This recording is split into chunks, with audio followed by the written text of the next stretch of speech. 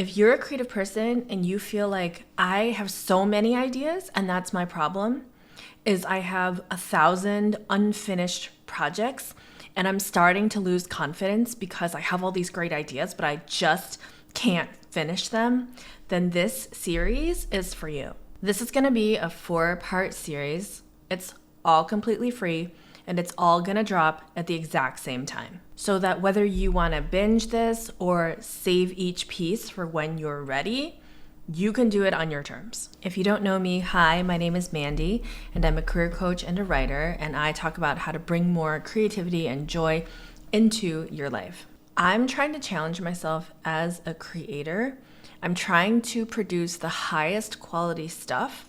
I'm treating this, even though this is free and I'm just gonna post it on YouTube, I am treating this as if we were in a workshop together.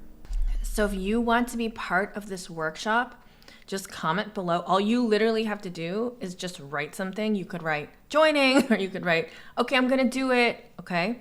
And that to me signals that you are gonna be with us in this 4-part program. As part of this, I have a free digital workbook that I'm including. The link is below. And it's not even one of these like, give me your email address. Like, I don't care. It is a Google Drive link and you can just take it. Okay, this is how serious I am because I really want there to be more people who feel confident about their art, who feel connected to themselves as artists. Because if you can do that for yourself, then that just means there's more creativity in the world. And then that's awesome. So the way it's gonna work is I'm going to go through each one of the pages. I'll put it up on the screen too, so you can follow along really easily. And each of the pages are deliberately designed to ask you a series of thoughtful questions that bring you to your own truth, your own answers about what you're trying to create and why. And I've structured this to take us through 4 different stages or steps, okay? So the 2 that we're gonna do today is say hello to your inner artist. It's kind of just an introduction to get you warmed up. And then we're also gonna do step 1, which is pick an idea, okay? Step 2 is just start. Step 3 is edit and stay with it. And then step 4 is polish and be done, okay? So depending on how you like to work, you could either print this out. I don't have a color printer, so it's just black and white. That's what I'm doing, okay? You could also just use it as a PDF and do it digitally. One of the bonuses that I'm giving my members, because I have a membership program in YouTube, is in addition to obviously the workbook that everyone gets, I've also created a really cute sticker sheet that you can use in GoodNotes. And the reason I did it in GoodNotes is because I get a lot of comments saying like, I use GoodNotes. So I decided to pick that format, and then each sticker can be like a little thing that you like click and drag into your journal or workbook. So I want to start by saying that so much of the resistance is our own internalized critical voice, okay? So the critical voice is important because it's part of your discernment process. Okay, it's part of the reason why you have elevated taste, or the reason why you know good art when you see it, right? You have a critical mind. You might say, oh, I appreciate that painting because the use of color and light in contrast with the dark, that makes me feel something, right?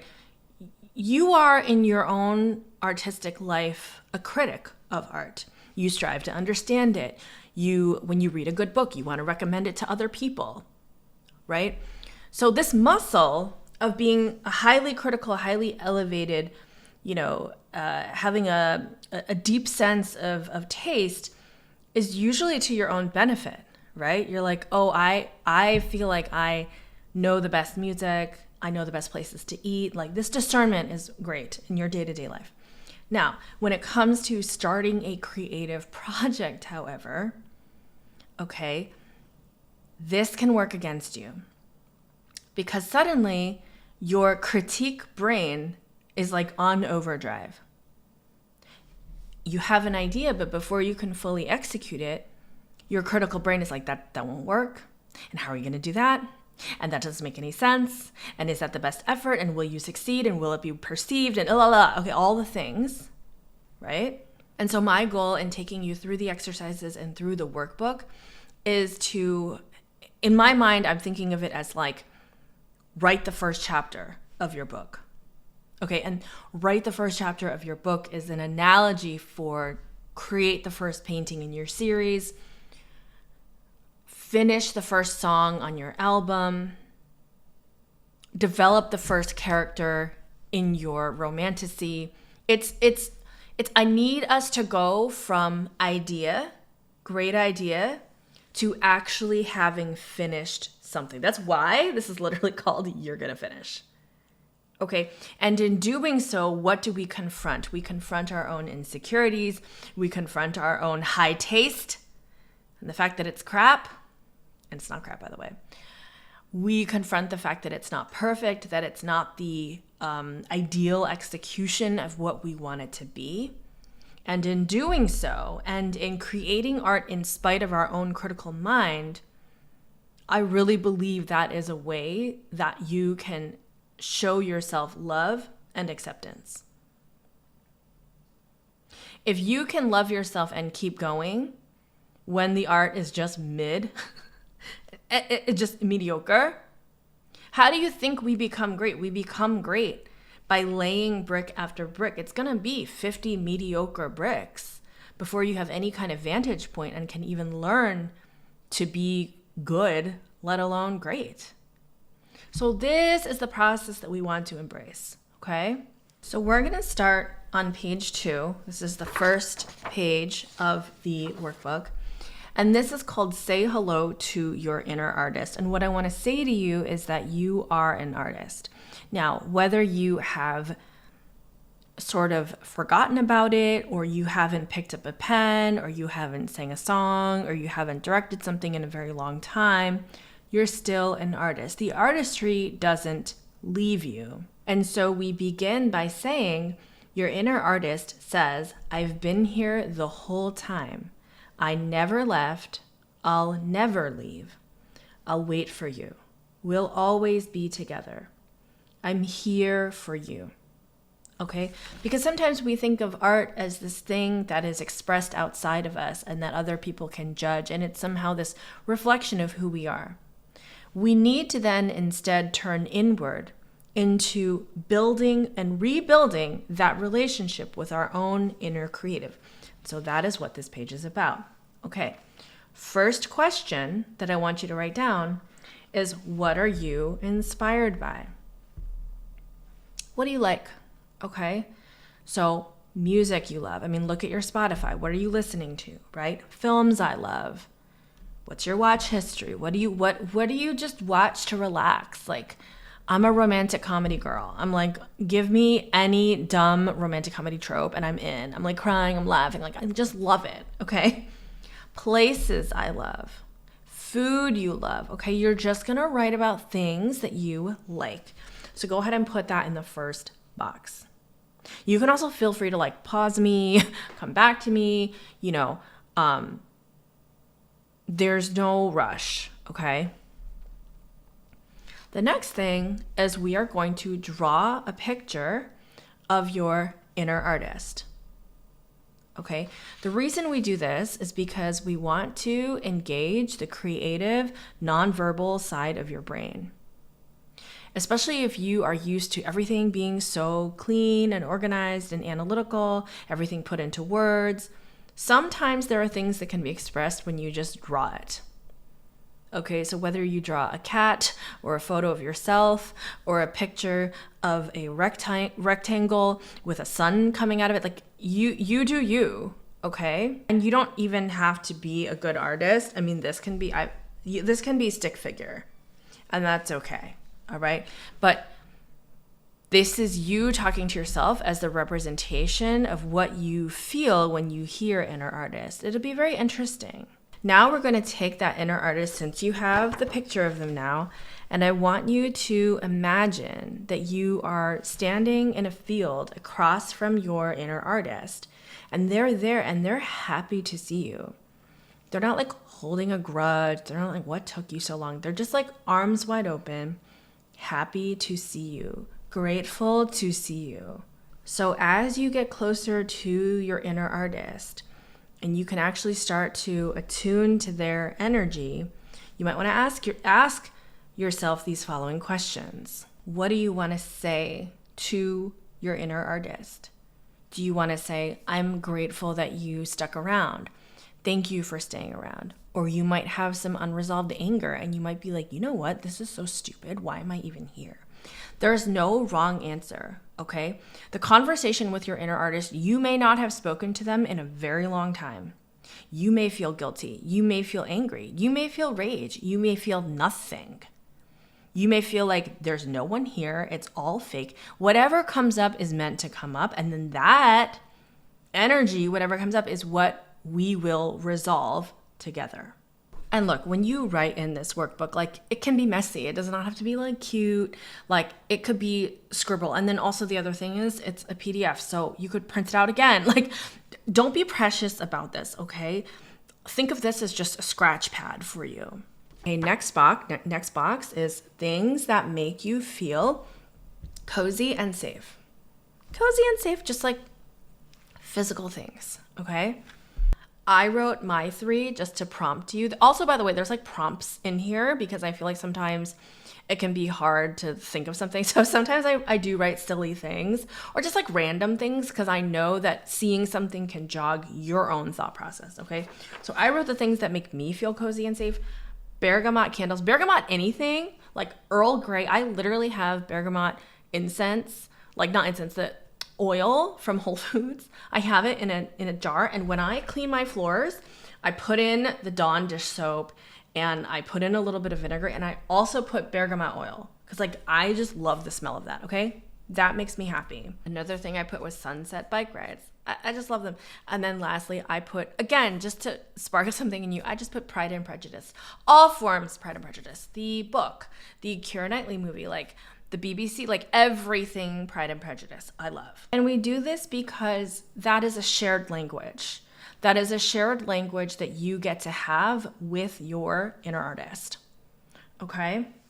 So, final question is baggage that I'm going to leave at the door. It might help to name your baggage first. And baggage is really anything that think of it like a physical backpack. Like you're carrying it around with you. What are you carrying around that maybe either doesn't belong to you or that used to belong to you and you just don't feel like it fits you anymore and you're ready for something new? Or, you know, it just might be someone else's bag.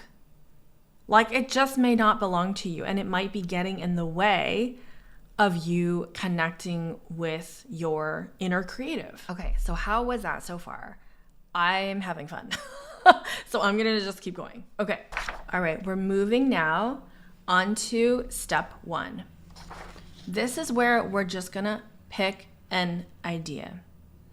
When we're in a kind of fear mindset or scarcity mindset, we feel nervous about an idea. It's just an idea. What if someone takes the idea? What if it's not a good idea?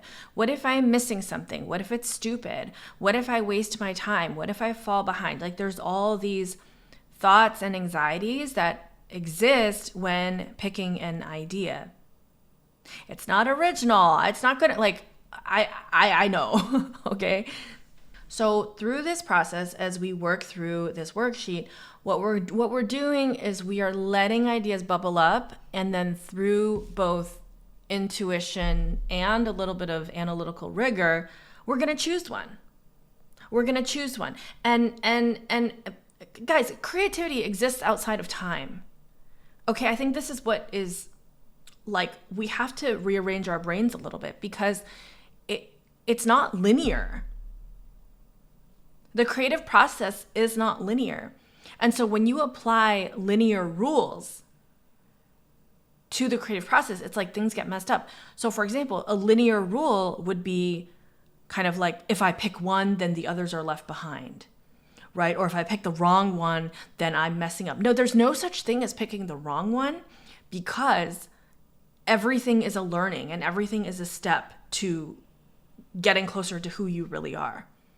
Even a big fat mistake in the creative world is not a mistake. It was a part of the process. Okay, so let's like rearrange our brains, please. All right, so we're gonna start with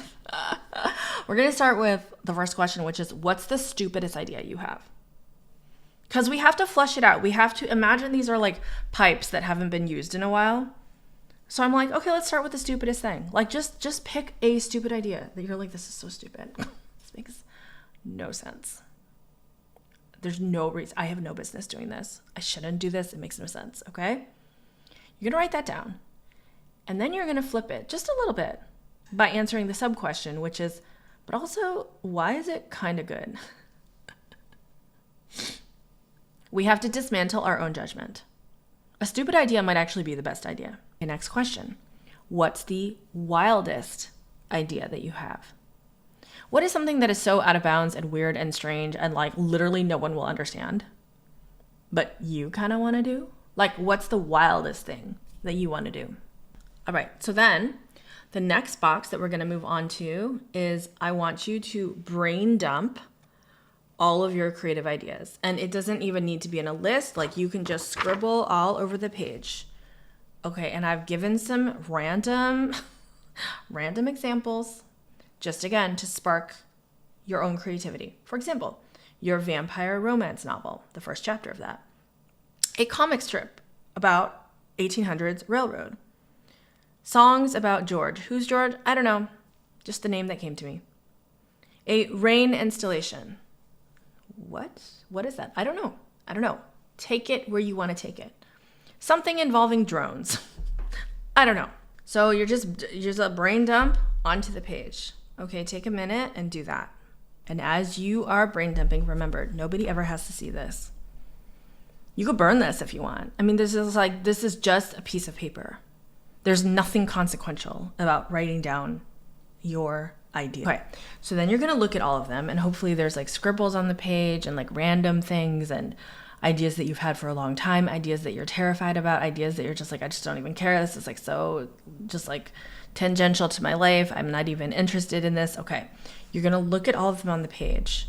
And what you're gonna do is you're gonna kind of visit each one, just like stop in, check in, like almost like you're just doing like a pop in, like a little, hey, just checking in. You want to have a coffee, like casual energy. And you're gonna go to each one, and you're just gonna stop.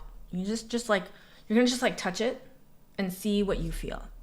Okay, and from there, you're gonna then circle the couple that have the most energy.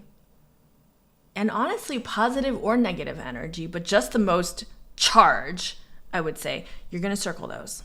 All right? And then from there, let's say you have 2 or 3. You're going to then narrow it down even further. And you're going to just be like, okay, what is the one that has the absolute most energy today? Okay? So in the box on the bottom left, the questions are, what idea has the most energy? You're going to write the idea. You're going to write today's date. Okay, so write out the full date of today. And you're going to give this idea a name. Okay, it could be the Vampire Project. It could be the Silly Willy song. You know, give it a name and give it a date. And the reason we put the date there is because this is sort of telling your psyche that this is just today. There's permission to do this again tomorrow. Okay? Nobody's getting left behind. This is just the one that today came up and was the most vocal. The last exercise in this worksheet is that I want you to write about it as if it already exists. Okay, so if you have an art installation that you want to work on, you write about it as if this is the synopsis. Okay, if you have a book that you want, you're writing the cover jacket. This is a coming-of-age novel about 2 star-crossed lovers on Mars trying to figure...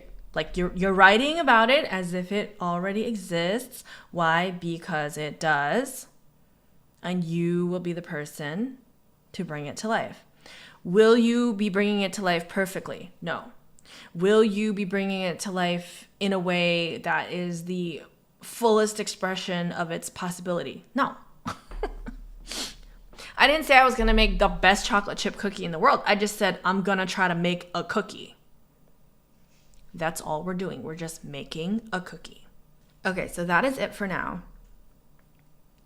Holy shit, like amazing. Okay. If you watched along and this sparked something, you won.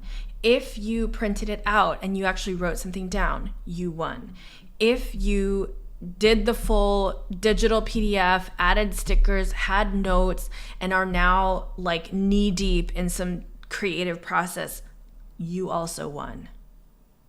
If you watched this and you said to yourself, this is stupid, you also won. Because was it? Maybe.